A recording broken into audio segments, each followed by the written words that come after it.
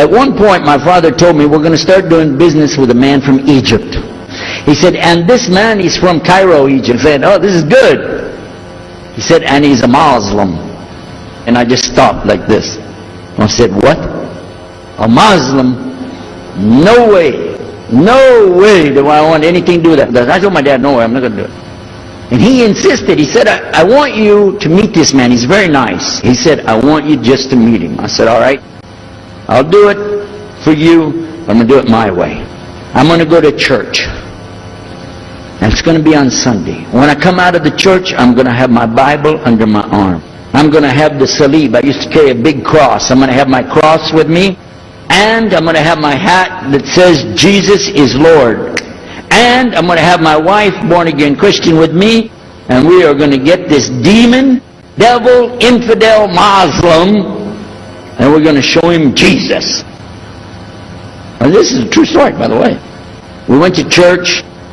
Strangely enough, the preacher was preaching out of the Old Testament about salvation coming at the time of David, which really puzzled me, because according to Christianity, it's coming through Jesus. And it really, that opened the door for me, but that comes up later in the story. Now, when I get there to my father's store, I'm looking around, you know. I'm looking for somebody wearing, you know, a long white robe and some kind of black, you know, thing over that with a long beard, and I guess I was looking for me, wasn't I? I said, where is he? I'm ready. My father said, he's over here. I said, where? He said, here. This is a normal guy. He didn't have a beard. He didn't have any hair at all. How do you do? I told him my name. He introduced himself. His name is Muhammad. I said, how do you do? After the niceties of hello, how are you, how's everything, I said, do you believe in God? He said, yes. Oh yeah? Sure. He said, yeah. Abraham? Yeah. What about David and Suleiman? He said, yeah. So when I meet this man, I'm impressed that he's believing these things, but I thought maybe he's just saying it. So I even asked him, what about Jesus? Because I thought maybe they're kind of, first I thought Muslims were like Hindus. That was first. And then when he said he believed in some of the things of the Bible, I said, okay, maybe they're like Jews. So that's when I said, yes, but what about Jesus? Do you believe in Jesus? And he said, yes. I said, okay, wait a minute. This is going to be easy. I can convert this guy. And in fact, I took him immediately out to have tea together. We sit together, drink tea, talk a little while. And I started trying to preach to him right away. And he sat there. Okay. He's a graduate of Allah's heart.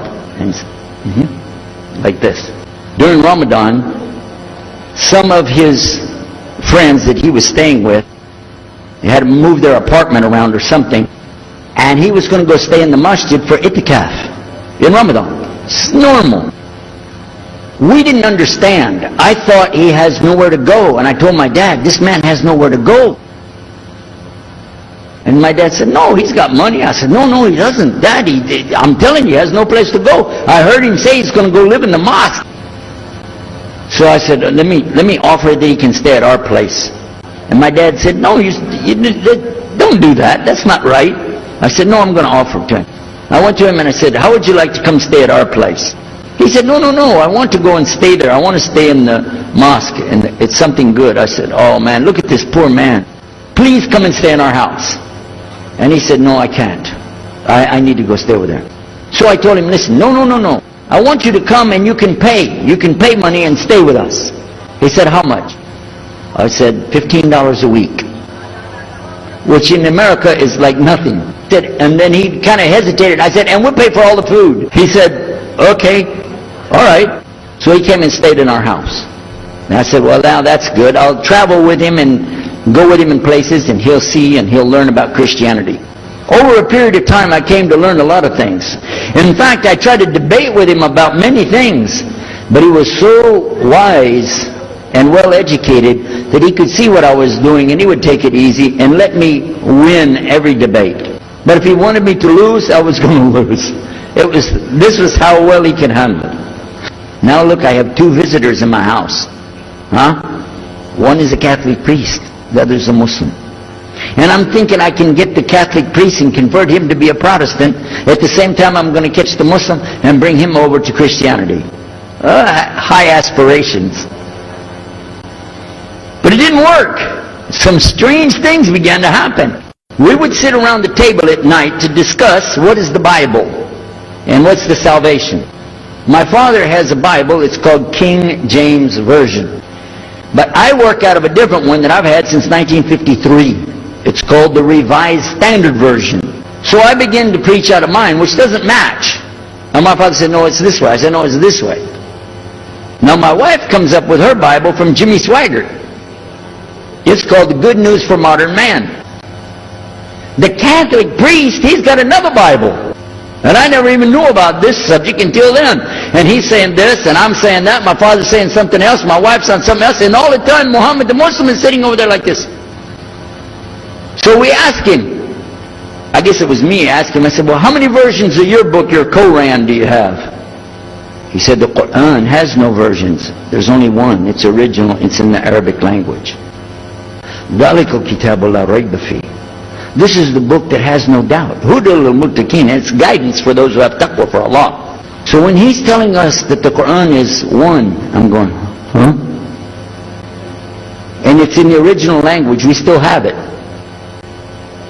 You know what I was thinking? He's lying. I was sure he was lying because he could see the problem we were having, and he just sat back and made that up. But I don't know Arabic at that stage, so I don't know what to say. You know, maybe, I don't know.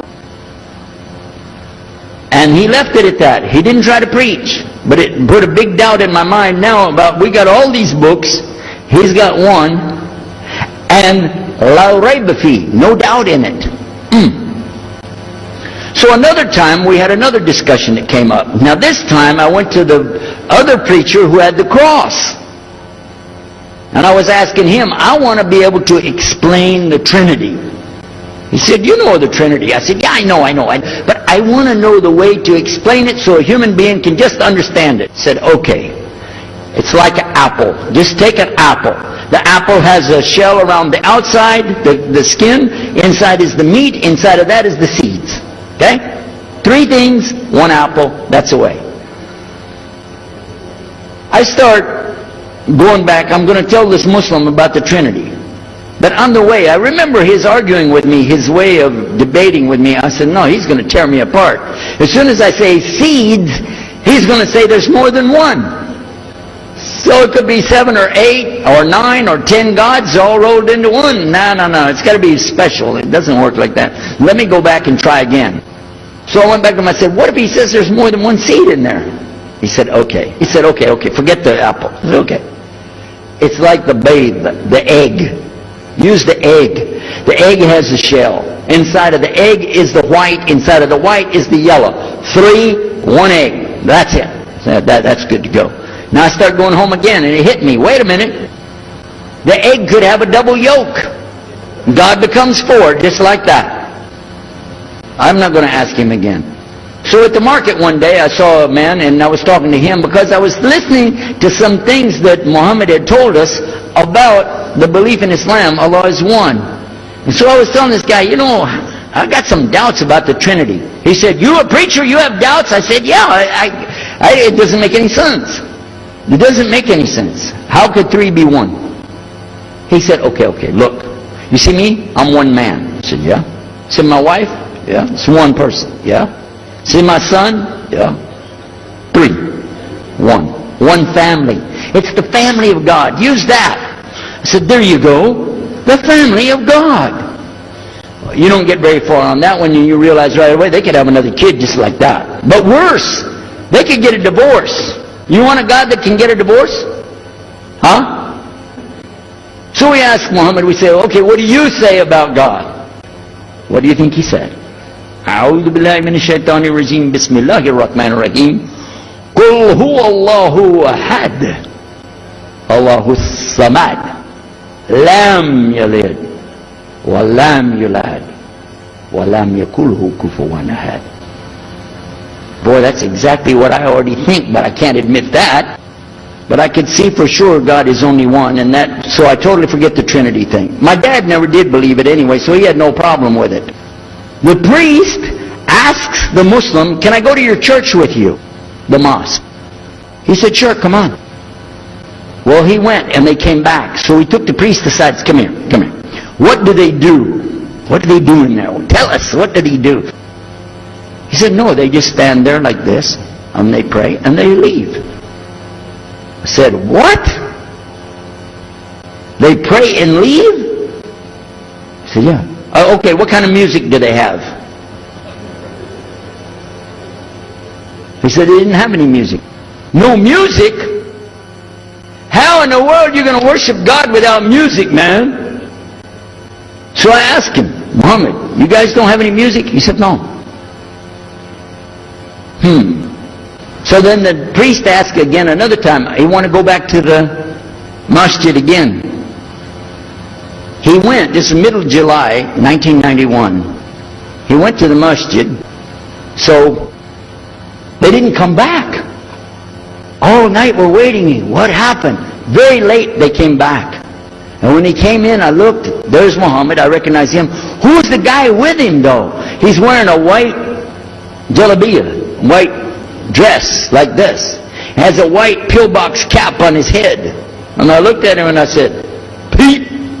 His name was Father Peter Jacobs, but we're not, Catholic, so I don't have to call him Father. I said, Pete, did you become a Muslim?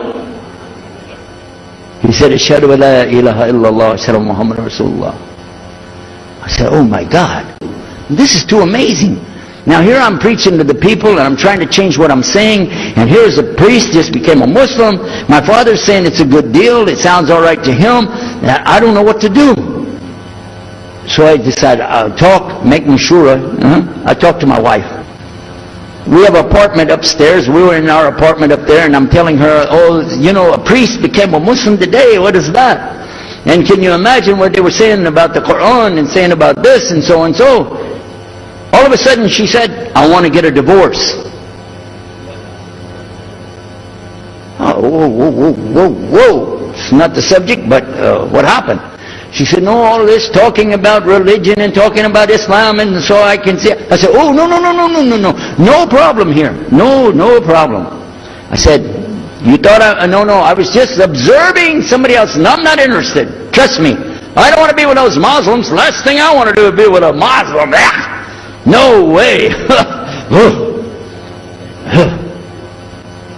Just put your mind at ease. She said, I need a divorce. I said, where are we going with this again? What's the problem with that? What happened? She said, a Muslim can't be married to a Christian.